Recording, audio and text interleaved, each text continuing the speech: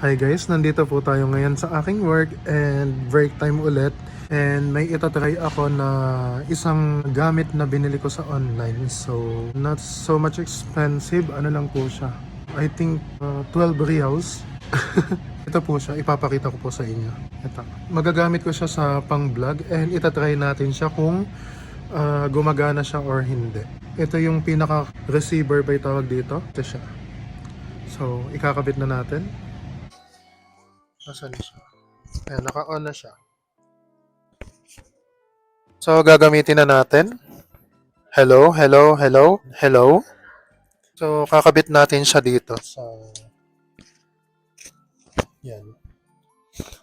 So, yan na. Magagamit na natin siya pang vlog.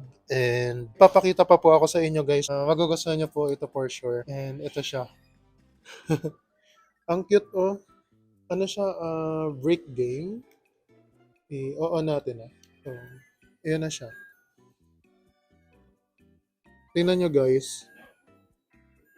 So, yan na siya guys. Oh, ang ganda diba? Ang cute. Then, i-ano natin siya. Then, mamimili tayo ng laro. Di ba? Sino yung nakamiss ng mga brick game? Yan siya guys. Oh.